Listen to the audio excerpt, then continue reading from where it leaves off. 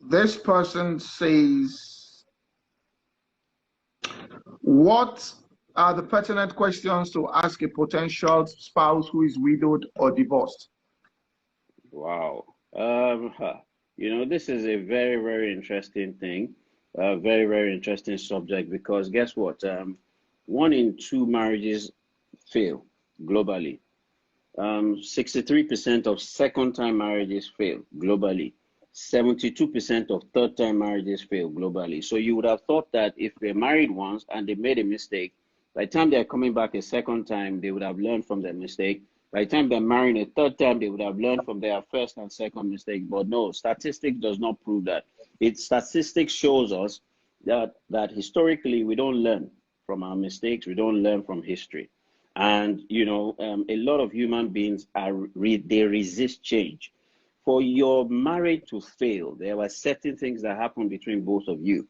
And for those things to be happening is that both of you refused or both of you were ignorant about those things and the changes that are required, And so if you want to go and you want to get into a relationship with someone that is divorced, you have to dig in and identify the things that happened that made the marriage fail.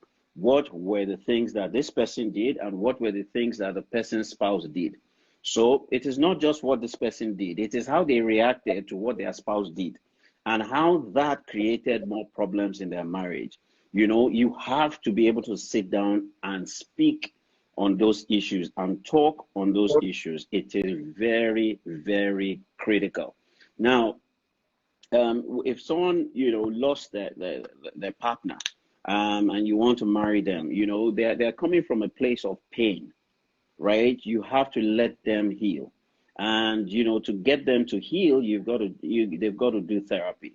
Losing a loved one, especially if you truly loved your spouse when you were married, and the circumstances, that caused their death could be very traumatic. And, you could be a rebound. You need to ask, is this person needy? Am I just a rebound? Or is this person ready? The person has to be ready. The person has to be healed. The person needs to have transitioned from where they were to a different place. And then they need to be, you and the person you want to marry, you need to be sure that that person is ready for a relationship. Another thing that tends to begin to happen is that they will compare you. They will compare you with their spouse, especially if they had a wonderful marriage, if they had a phenomenal spouse. You will never be able to meet up. And so, it's a time where you can't rush into marriage. You need to date for a while. You need to ask a lot of questions. What happened? What was your relationship? And all of that. And what do I mean to you? And, what exactly is the need that you have? What are the needs that you're expecting me to meet? And oftentimes, these conversations have to go on and go on and go on because that person may not even know a lot of the answers to the questions. And the quality of questions you ask will determine the quality of responses you get and answers that you get. So it's not a time to rush into any other relationship at all. It's time to wait, and it's time, for you to interrogate. Okay. This shouldn't be too difficult, but it says, why does it seem that some people always attract wrong guys or ladies, people who only look to take advantage of them emotionally, economically, and or sexually? This is very important because, as you are within, you are without. What am I saying? As you are within, you are without. Now, the thing about it is you can only attract what is going on within you. So there's something about you. There's something about your past. There's something about your psychology and your emotion. There's something about your aura. There's something, there's an energy that you carry that is attracting such people. And you need to do a self-reflection. You need to do a self-reflection. You need to do an audit. You need to identify what those issues are, and you need to resolve a lot of those issues. A lot of people, have those issues that they personally need to solve. Because the reason why they're attracting those kinds of people is because of their past. So ask yourself, what have I gone through in my past that is attracting these kinds of people, especially if it's a pattern. Then you need to look inwards. There's something that is coming from your past that you need to deal with. And oftentimes you need a therapist to help you, take you back in time, help you identify at what point and at what crossroad in your life that experience was, and help you understand that experience and release you from it. Because there's something that we call matrix reimprinting. What happens is that when you go through an experience in the past and it's traumatic, it leaves it leaves an imprint in the matrix. We exist at two levels, a spiritual level and a physical level. Now it's in that dimension of the spiritual level, based on that experience, that is echoing and sending signals to your future, that is calling the similar experience or the similar kind of people. And so if you do not deal with that experience from your past, if you do not resolve that trauma, if you do not release yourself, those things will keep on repeating themselves. And so if you find that that is your pattern, just reach out to me. I'll be able to help you deal with it. All right.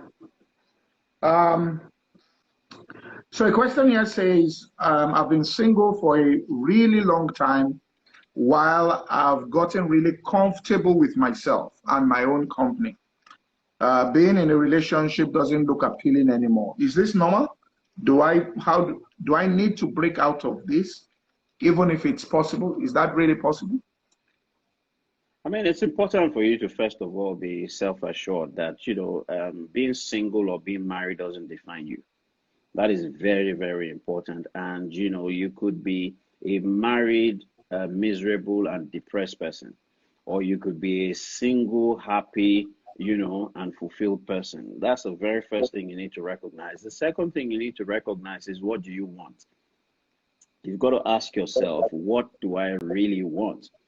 Now, and the third thing you need to ask yourself is, am I ready for a relationship? Am I ready to meet the needs of somebody else? Am I ready to give? Because relationships that work is not a function of taking. It's a function of giving. It's a function of commitment. It's a function of selflessness. It's a function of decision.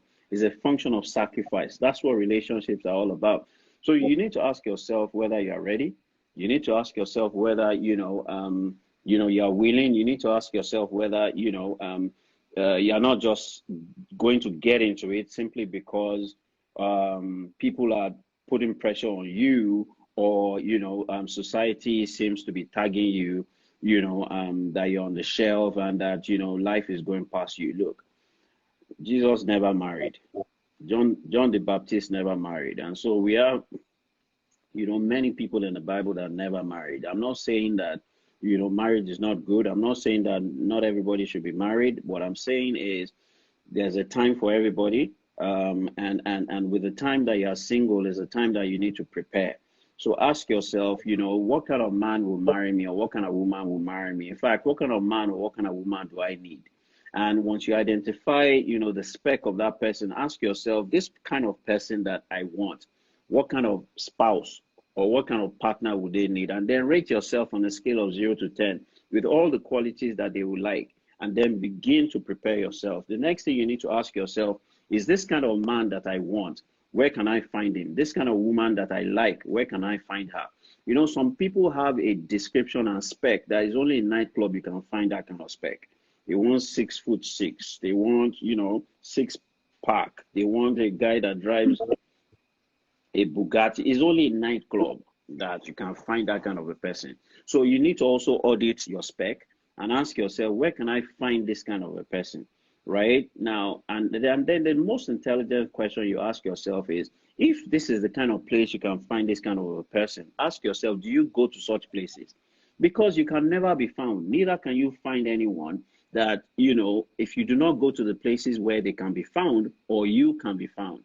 And so when you identify the kind of person that person wants, the kind of place that person goes to, and then you need to begin to position yourself in those places.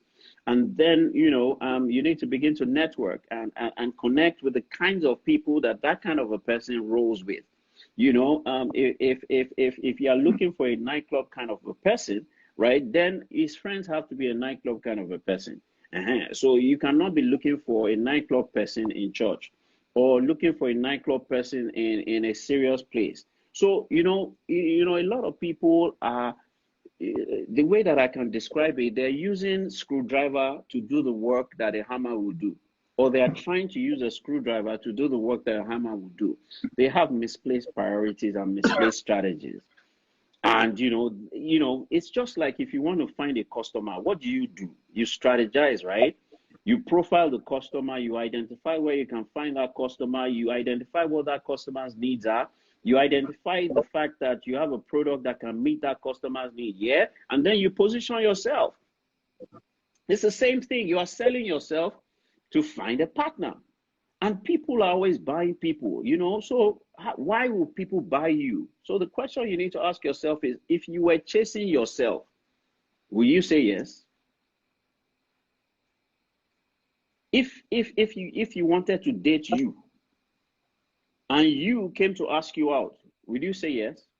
If the answer is no, if the answer is maybe, then there's a lot of work yet for you to do. So go do the work. There's a lot of work to do when you're single. There's so many things to consider when you're single. Now is the time to do the work, so that you can prepare yourself right for that person and for that relationship. All right. This person says, this is a bit puzzling for me. My friends say that I have a great personality, hardworking, a good wife material. If my friends and guys from previous relationships say that, how come no one is asking me to marry them? Is there something I might be missing or not doing right? Wow. I think the most important thing, since you are quoting history, is to go back to these people, and ask them why they didn't marry you. Why didn't they ask you to marry them? Take it as feedback. This is a time where, you need to audit your trail. So if you've gone out with 4 people and they said that you were really nice, you were really sweet, but that is what you want to be hearing, the but. What is the but? And give them the freedom to give you real feedback, and don't be offended. It's a personal development need that you have, right? You found out that what has brought you this far will not take you further, and you want to go further. The only way you can go further is to have knowledge and to know what to do with that knowledge, because knowledge is simply information if you do not do what you're supposed to do with it at the right time. So what you need to do is go and seek knowledge from the people that you have dated, that have said that you are nice, you are sweet, you are lovely, you are. Well, ask them, why didn't you marry me? What kind of woman would you have married? What kind of qualities were you looking for? Especially those ones that are married after they had serious relationships with you and they broke up with you and they married somebody else. Ask them, what were the qualities that their spouse have that you didn't have? What were they looking out for? And if you have 2-3 people, from their feedback, you'll be able to tell the commonalities. Also ask your best friends, to give you feedback. Okay, when you were dating XYZ, right, what was it that you were doing right, and what was it that you could have done better? So that you begin to self-reflect, you begin to improve yourself, and then you begin to reposition yourself. Another thing you want to do is you ask yourself truthfully, these people, right, that you were dating, could you have married them? Could you really have married them? If they asked you, are they, will they be on top of your list, or will they be people that you will manage? If they're not people that you could have married, then they are not your husband material. However, you will ask yourself, why is it that you couldn't marry them? What qualities or what personality traits did they have that would have stood in the way or of you saying yes if they had married you. And then you know those kind of things that are the no-no for you. Because you see, when you see those no-nos in people, there's sometimes that you begin to react and you do not know. And so based on the things that you're not seeing, right, you switch off and you start to react negatively. And then they also pick up that bug and they start to react towards you. And so equal and opposite reactions, and then you break up. So ask yourself, those guys, are those the kind of guys that I could have married? If not, what were the qualities? What were the weaknesses? What were the things that I saw in them that I couldn't live with? And how was I reacting? How was I showing it off? How could I have been provoking a reaction to them based on my own reaction, and then make adjustments? Look, life is all about learning. Life is all about learning. Life is all about relearning. You never know it all at every point in time in your life. We grow from how we learn and what we learn and what we do with what we learn. All right. This person says, as people get older, it seems their checklist. Sorry, let me ask this one first. Is there too fast for relationship stroke courtship, even for older singles who don't have time for long courtship? So a person is an older single, they want to meet and get married. Is there something like this? It happened too Microwave fast? dating. Microwave dating. Microwave dating. Look, even me, I don't know myself. I'm telling you, on a daily basis, I am unfolding to myself. Talk less of your spouse, right? Or the potential person that you want to marry. Look, the whole essence of courtship is so that you interrogate yourself. Understand your background differences. You understand your similarities and your differences with that person. You test whether you are good friends. You test whether that person is forgiving, whether that person is kind, whether that person is mature, whether that person is emotionally stable. Let me repeat that one. Whether that person is emotionally stable. Look, there's a tendency that when someone is single for a long time, that person has score. Yeah. And or that person has certain principles or certain values that are very, very strong. And you may be a violation to that person's values and values and principles. And so when you meet such a person, right, you want to learn their values, you want to learn their principles, you want to learn their beliefs, their ideologies. You want to identify, their quirks, their likes, their dislikes. You want to know why they've been single for a while. What is their philosophy? What is their ideology? And look, it will take a bit of time. You cannot go into it in 1 month, go into it in 3 months. There are cases where you could be lucky, or there are cases where, the grace and the favor of God could be upon you. But, from my own experience, you're cooking up disaster. You don't rush into you've waited for so long. What are you rushing for? Look, it's important that we understand and recognize that, look,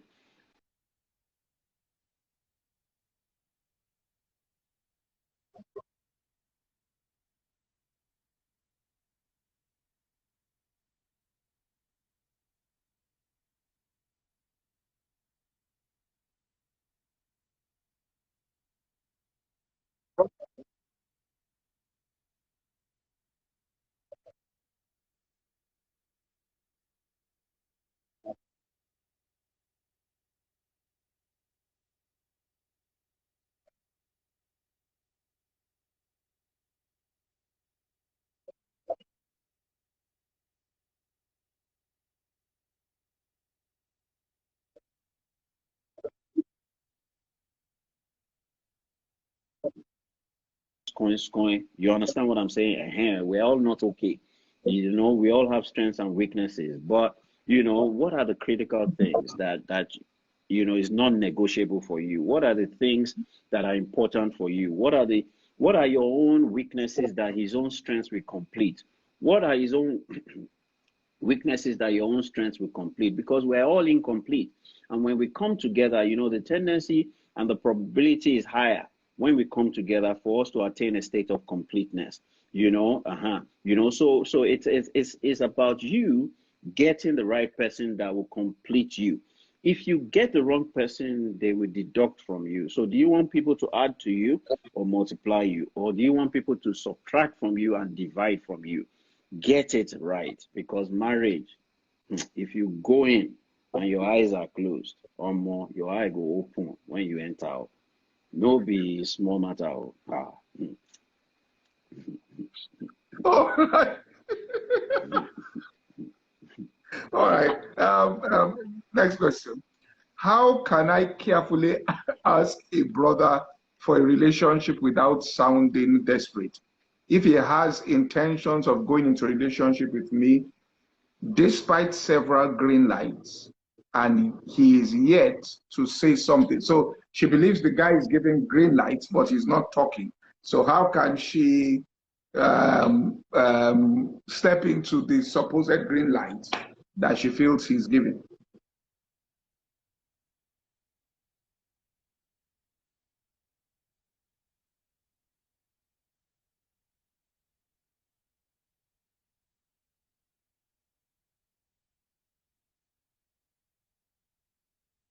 Did you hear me?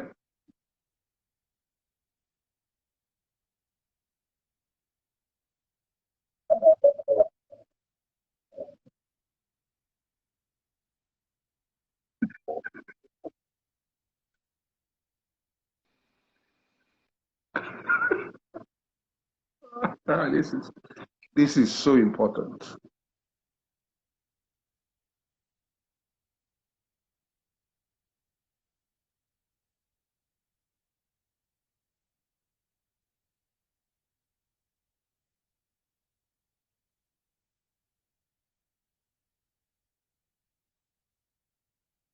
Oh, network is. Yeah, I'm back. Are you back? I'm here.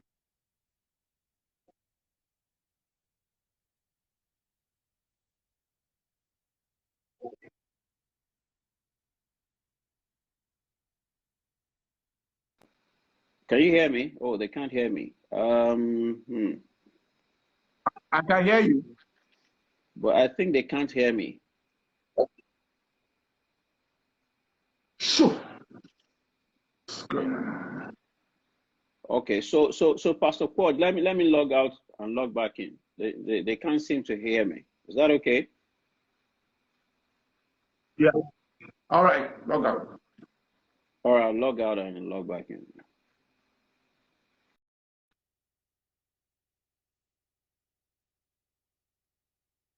You can hear now.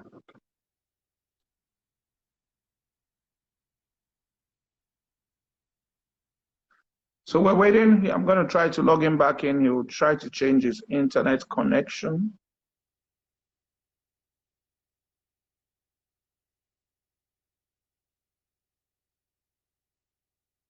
Or you want Pastor Kingsley? You want to come on? Pastor Kingsley, you want to come on?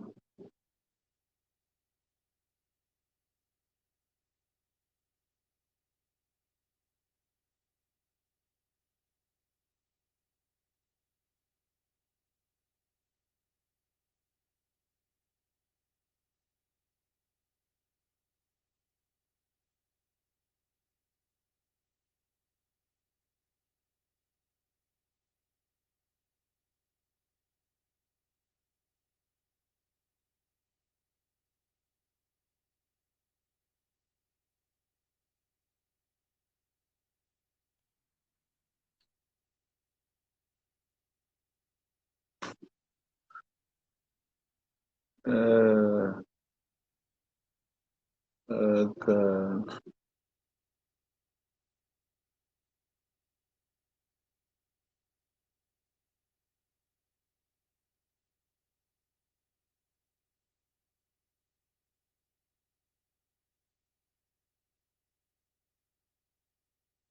Can't find him. Okay, I found him.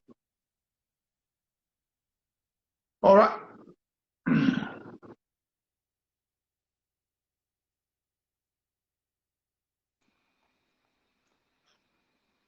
All right. Hello? You can hear me now? Yeah, I can hear you clearly. All right, so let's finish that up.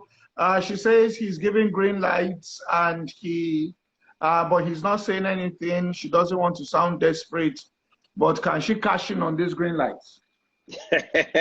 You're already giving green light. The green light is not working. So it's either the guy doesn't want you and you need to move on, or the guy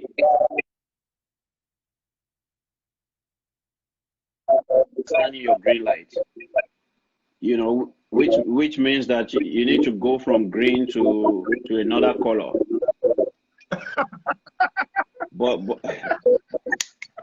so what you've got to do is you've got to ask him what is going on exactly. What is going on? Are we just friends, or do you like me? Is there anything that can happen from here? And if not, move on. Tell him that 3 other people that really like you and are interested in you. And look, to be honest with him, you like him. And you'd love to date him, but you don't know what he's doing. So if he's not stepping up, you've got to step out. All right.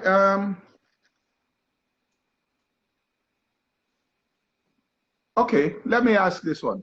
How does a person stay in the same congregation with an ex-boyfriend, girlfriend, fiancé, or spouse? I mean, it depends on what happened. So we say spouse, so you are married. And it also depends on how your marriage ended. Was it acrimonious? Was it terrible? And it also depends on your level of maturity. So if you feel like there's a lot of negativity in the air, if you feel like it's causing you a lot of pain and emotional pain and turmoil, then you need to have a conversation with your pastor about it. You need to first of all explore the option of forgiveness and release. Now you need to forgive, you need to release, and you need to move on. For you to be feeling very negative about the situation, it simply means that you haven't forgiven. And so you need help, either with your pastor to help you with forgiveness, or you need help with a therapist that can help you with forgiveness. You need to first of all explore that option. And if you've explored that option and the situation still persists, then one of you has to relocate. Because you see, the issues of unforgiveness and bitterness, those are the things that lead to cancer, that leads to terminal diseases. So you don't even want to be playing that game at all.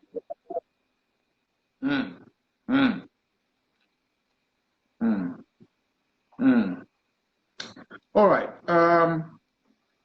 Okay, let me ask this question. How does one build on a relationship that was just budding before the lockdown? So it was budding, then the lockdown. And how to digital. And how to avoid missing out on the important information that are harder to observe during social distancing. So, I mean, you've got to go digital. People are working from home, aren't they? People are, connecting online, aren't they? So, you've got to go digital. It's just a mindset. Yes, you cannot physically be together. You cannot physically see each other. You cannot physically connect one with another. But it doesn't mean that you're not going to be able to talk. You're not going to be able to gist. You can do videos. Look. There's a thin line between physical and online now, and you've got to make the best use of it. So be creative, be innovative. Do you know that you can have online dates? So you cook. If today you decide that this afternoon at 3 p.m. you are having lunch and is pounded yam and edikai corn. So he will cook it and you will cook it, and at 3 p.m. you will sit. at the dining table. He will sit at the dining table with video conferencing, Zoom. You're having lunch and you're gisting like you're face to face. You can be very, very creative with this thing. Look, COVID-19 lockdown is not going to last forever. It's only for a season. Yeah, and so make the best of that season. Don't. It's a function of your perception. The way you see the problem is the problem.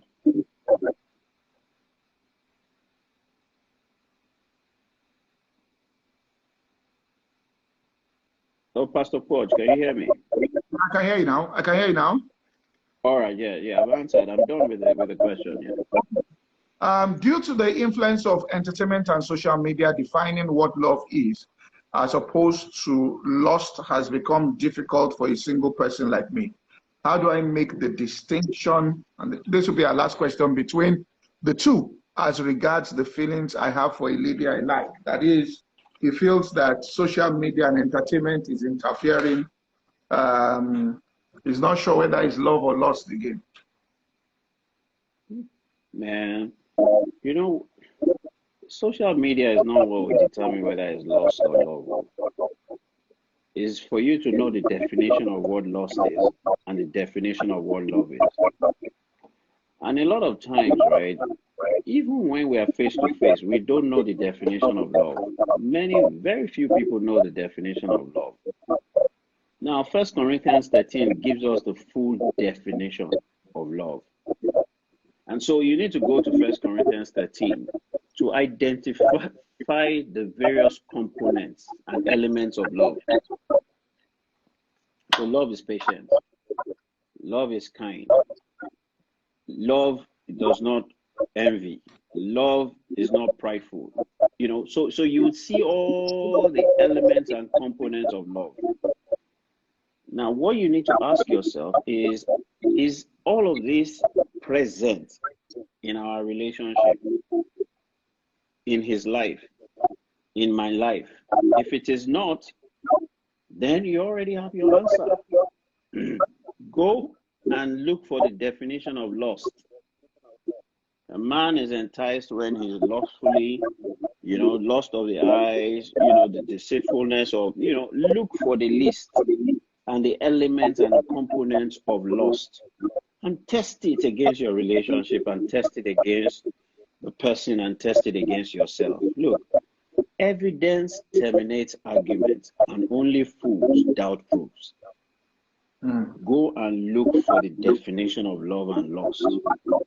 Test it against yourself, against your friend, and test it in your relationship, and ask yourself, on a scale of 0 to 10, what do we score? And if you are leaning more towards lust, right, then make the decision that you need to make. If you are leaning more towards love, make the decision that you need to make. Look, a lot of people like to hide under ignorance. A lot of people, and ignorance is the greatest destroyer. The Bible says, my own people are destroyed for lack of knowledge. There's information everywhere. Information on what love is. There's information on what lust is. Go and do the homework. Go and do the research. And then test it. Test it. The Bible says, test all spirits. Test all emotions. And see whether the emotion and the thing that is manifesting or lost. Look, relationships is hard work. Don't just get into it blindfolded. You've got to go into it with your eyes open. Kuro, kuro, kuro, kuro. Your eyes have to be open. All right, Lanre. Thank you so much for your time today. Thank you very much, Pastor Poju. We'll have to do this another time because of... No problem. So we must do this again. Huh?